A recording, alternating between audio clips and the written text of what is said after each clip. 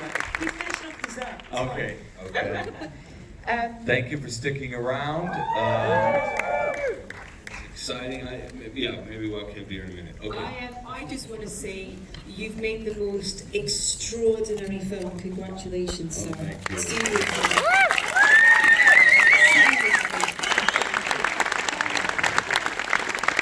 Shall we start and we'll pop in when he wants? Sure. Yeah, why don't we? I want to go back and sort of find out why you wanted to tell. Joaquin Phoenix.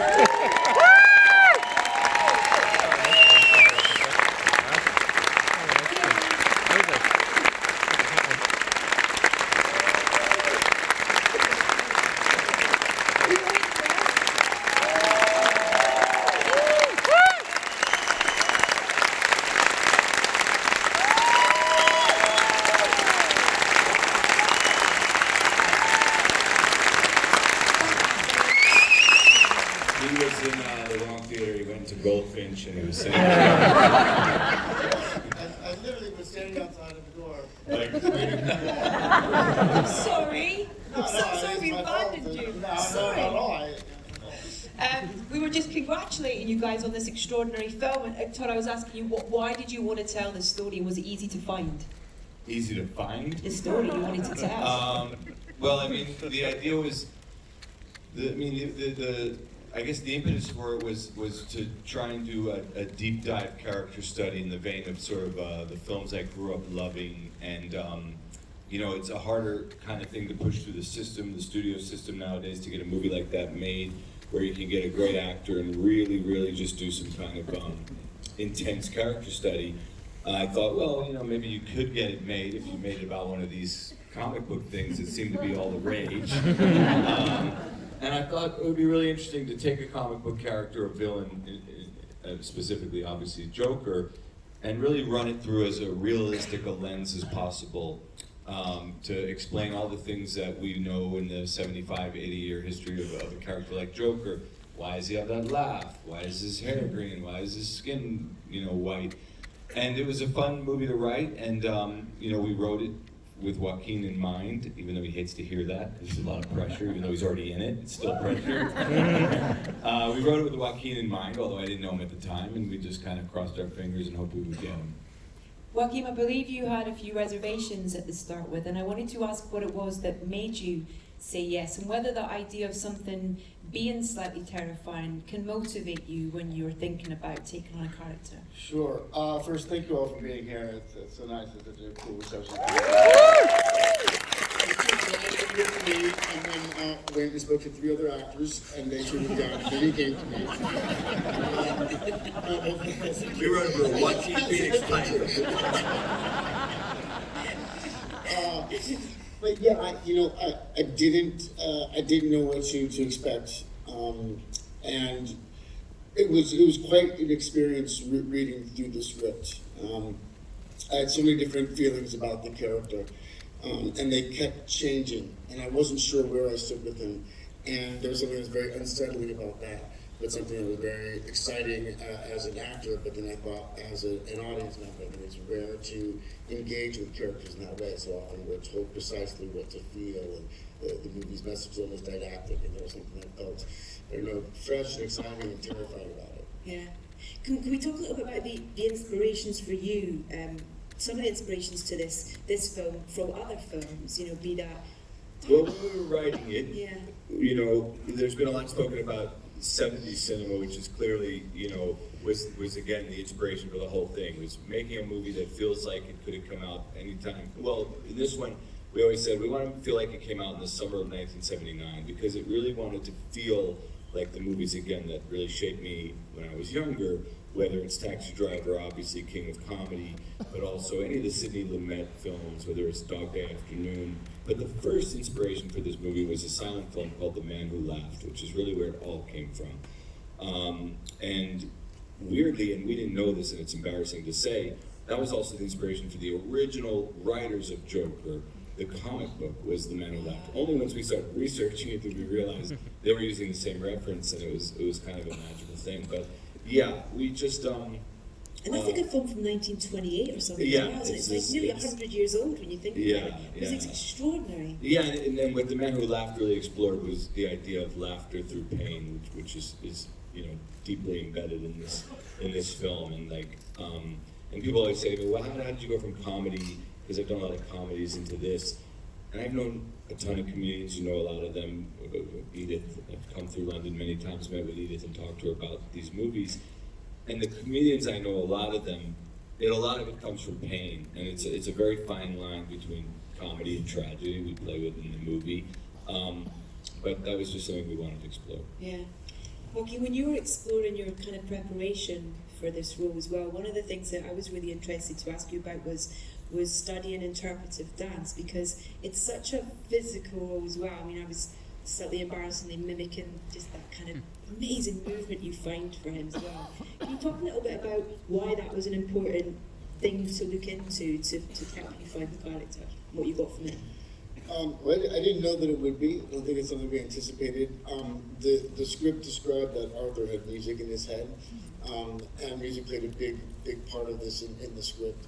And Todd actually had suggested that I work with the choreographers one sequence on the dancing on the stairs and as the clown. And so I worked with Michael Arnold, who's brilliant. And but mostly when we worked on that one sequence, we just started watching a lot of videos. And I didn't watch anything like interpretive dance, but I just watched a lot of videos about movement. And I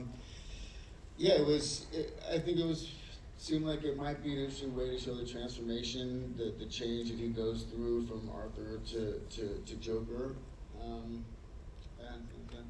It's one of the tools we use to illustrate that transformation is dance. Yeah. But one of the first things we spoke about when we met was Arthur has music in him. It's not just music in his head, but he's sort of one of these guys. Yeah, I literally just said that. Music, you said music in his head. And music in his head implies he's crazy, and music in him implies he has grace, and that's the difference. And I think that Arthur, there's a grace in him that doesn't really come out until he really becomes Joker, and that was always no, but okay. Really cool. He said, "I wish you would have told me that when we were shooting." And that's also kind of just brought out incredibly through Hilda's score as well on this film. Oh my God! I mean, she is. You've got his. You have this with everything the main actor as well, obviously, but there is just something really quite magical about this. Can we talk a little bit about Hilda? And did you listen to Hilda as well whilst you were filming, I believe? Yeah, I mean, that was really, in that, I think the scene that you're talking about is in the bathroom when you talk about the interpretive dance. Yeah. And that really was, we were just in the bathroom discussing what it could be, what we wanted to do to show this transformation from Arthur to Joker. And Todd was like, actually, let me play this something for you. And he started playing this music, and it was Silver Score. And you just got one as well, right? Yeah, we were running out of things because we didn't like what we were thinking of shooting. And then we're standing around, there's 200 crew people waiting outside the bathroom. We had no idea what we were going to shoot. And then we were just talking about ideas to do stuff. And I didn't even play it to you for the scene. I said, oh, by the way, I got this great piece of music from Hilda the other night. Let me just play it for you. I love it. And I just started playing it, and Joaquin started doing this dance. None of that's true. It is. I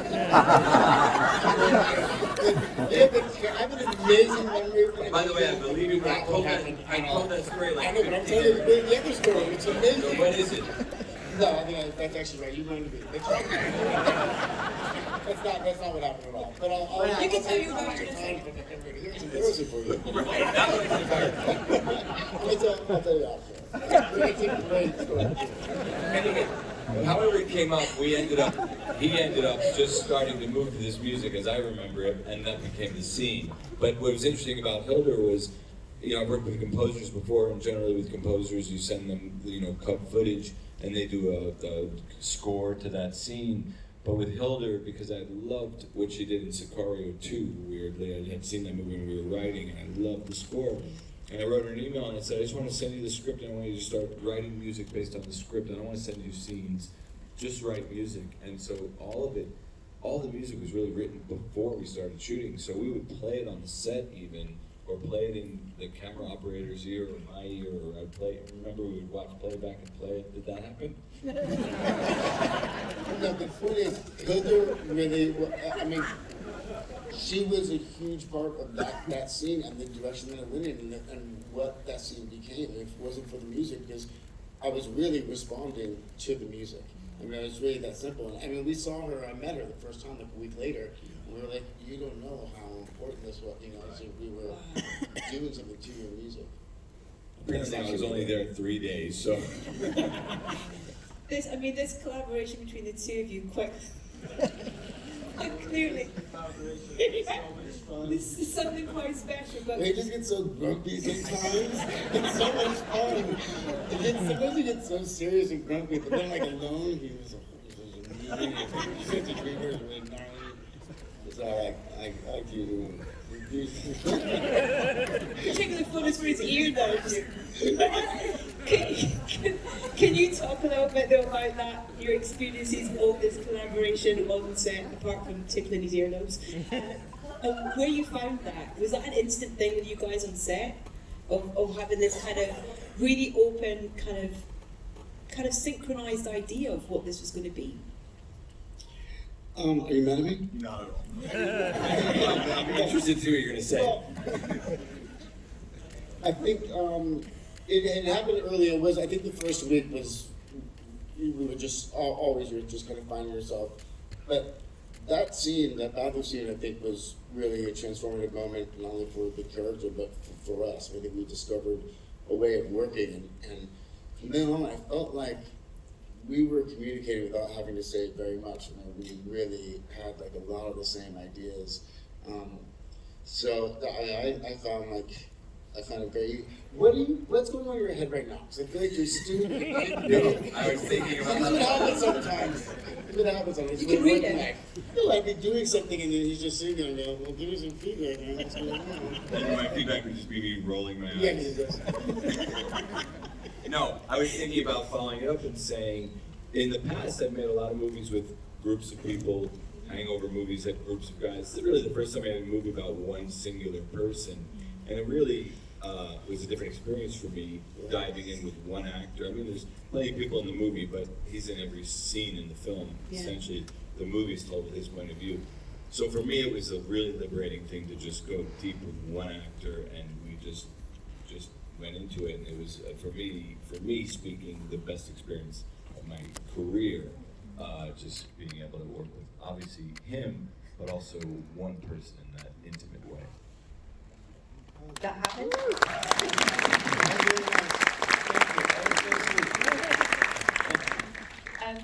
There's so many little nuances that kind of resonate as well, but one of the things that just made me laugh every time you said it was the way that you said Murray.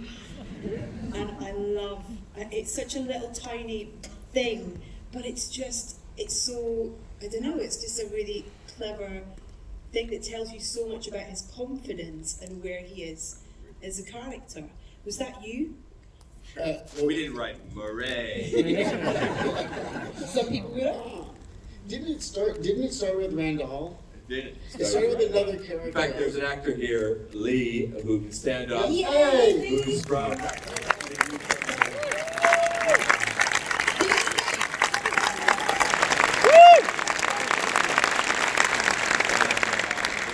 Probably on a day where Lee was working with Randall, his sidekick, and he just started doing it with Randall, he kept doing it. But again, to me that spoke to the grace and the panache that Arthur had in him that finally came out as Joker when he got more confident. Do you mind if I ask what it was like working on the scenes with De Niro, because they're spectacular to watch, for you directing these two phenomenal actors, but for you, Joaquin, to work alongside De Niro on those scenes with this great performance? I never thought of him as De Niro. Yeah. I think we had all of those scenes practically 5 days. There was 4 days. 4 Well, days. he was there like 7, but we did him and I, you in you- 5 days, yeah. Right. So I never really talked to him much. It was such a big scene, the Murray Franklin show. So yeah, there wasn't any socializing. Yeah, I mean, it was great. It was fine. It was nerve-wracking. Bob is not much of a talker anyway. I've interviewed him. No, but they were both in their respective spaces in a way. But Yeah. yeah, for me, working with, I think, greatest of all time, I think you probably think the same. We kind of worship. I thought you were talking about me. And then working with, to me, the greatest of his generation, Joaquin, it was intimidating at first, and I couldn't really think about it because I would be paralyzed, honestly, from it. Yeah. But yeah, it was an amazing experience, and I think Bob's great in the movie, and we're lucky to get him. I really want to make sure that you understand that I was joking. You do not think that way. You know, you never know sometimes. It's true. Right? Just pick up that bit. Do we want to open it up to a couple It's up questions? to you. We're almost out of time, but we. You want to I do think two? you'd love to ask a question. He loves this. We'll do two. No, I was given a piece of advice. You gotta include the audience. It makes it a little bit more exciting. We'll do two because we have to go. If anybody has one, if nobody Two does, questions. We'll do two. Okay, 2 questions. Who's got a question? The gentleman there. Actually, gentleman in the front row there, please. We get a microphone. He's closer. Oh, you can just yell it out. Oh, yeah. Go on. Go ahead. Go on. Which question? Oh, Oh, he wants the mic. It's a really beautiful movie and an incredible performance, so really well done. thank you. I was really interested in what you were saying about Taxi Driver and King of Comedy, and obviously I felt both of those influences watching the movie. So what would you have done if you hadn't got Bobby to agree? Oh, I think we were okay to do it even without Bob, honestly, because they're inspirations. It's not, I don't think if they watched it, I mean, Bob's seen the movie, obviously, but I don't think if they watched it tomorrow, I think there's as much network in this movie. I think there's a little One Flew Over the Cuckoo's Nest in this movie.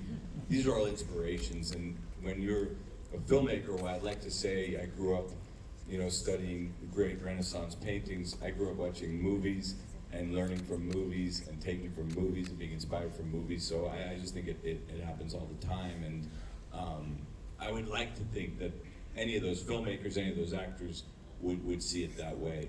But it wasn't all predicated on getting Bob, if that was the question, but good one. Okay, and last question. Where we go? Someone up. There's a young man right there. So I saw your face there in a little white shirt. Hello, sir. Here we go. Go on, pass mic. There we go. Hello. Yeah, Yeah, all right. He's like, calm down. Go. I just wanted to ask, like, what was your favourite scene to film and why? Do you have a favourite scene you filmed and why? I don't know that I did. I mean, honestly, every scene was an adventure. We didn't really, we kind of allowed ourselves complete freedom.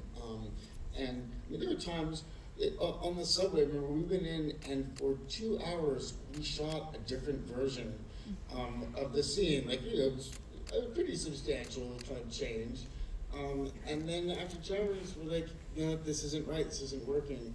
I went back and did another version. And there were many scenes that we shot that way, and I think it was really enjoyable because we were constantly engaged. We never felt like we were just showing up and hitting marks and just kind of getting to the end point, right? It was always an exploration, and those were really enjoyable. So I'm sorry if I didn't answer your question. For me, it was the scene where he kills That's not true. your sidekick. He's not gonna. That Gary was in. No, Lee Yes, Gill. that was. It was a great scene because Randall, the actor, Glenn Fleshler, we had enough of him at that point. You know? And that was, I don't know, you were there, Lee, that was a great day. We had fun and we just kind of had to figure it out on its feet. He's and, nodding. He feels the same, he's Yeah, nodding. it was a fun scene that, those kind of scenes for me, because they're messing with the tone of the movie. You know, the tone of the movie is really dark. I wasn't here for that moment, but the screenings I've been at, people really laugh at the moment where Gary, the character's reaching for the door, but you're also horrified. And I just like messing with tone, having come from comedy, doing a darker thing. To me, that's a scene that embodies tonally everything I've done in one scene, and it was a fun one to do. Anyway, thank you guys for sticking Thank you so around. much.